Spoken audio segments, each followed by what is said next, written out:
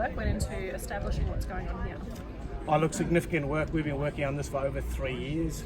We've had 80 people working on the team, but behind the scenes, we've had a whole team from France. We've had a team from our head office.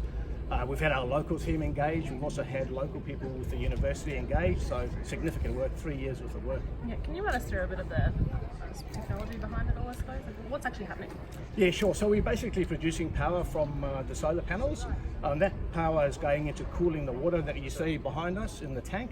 We're storing that water and then we're running that water through to cool the university and the precinct during the day, effectively using off-grid power.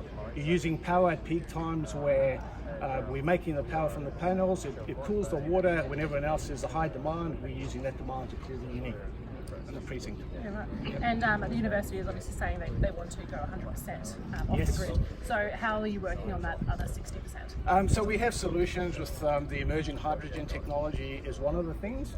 There's a new technology emerging. So you see the big tank behind us, which is a water-cooled battery. We have ice cooling as well. There's a few other technologies that we're working through in terms of the demand management.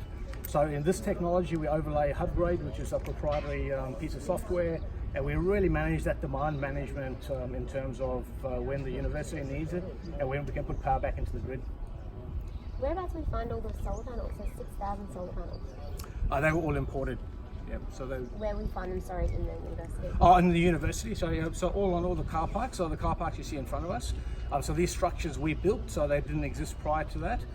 So we put them all on the roofs. Every piece of roof that was available for the sun, that we could get the right angles and the right power consumption. We put them right across all the buildings. And across every single car park here that you can see in front of you is just solar panels as well. So then if you're aiming for that extra 60%, where would you put the remaining? It's not necessarily, so you won't necessarily put more solar panels on because you don't actually have the available roof space. It'll be through the hydrogen technology, it'll be through some of the other emerging technologies we're working on. So maybe another tank or? It wouldn't be another tank because from a floor space perspective, but the ice cooling, it's probably a lot smaller footprint. It's similar technology, but it takes up a lot less floor space as well. Doing projects like this, what are the strategic things that you've learned by doing this particular project? Probably the biggest one is the lead time into actually delivering a project like this takes a lot of time. There's a lot of regulation to work through. The benefit we had with the university is we actually simplified some of that process. Just getting the legal structures right in terms of the deboot type contracts, we had quite a good learning curve in terms of how we can simplify that going forward, because you effectively can lose 18 months to 2 years just in the negotiations. Once you get into the build stage is actually pretty simple once you've got the footprint mapped out. Wonderful. Thank you so much. No problem, Appreciate thanks. it.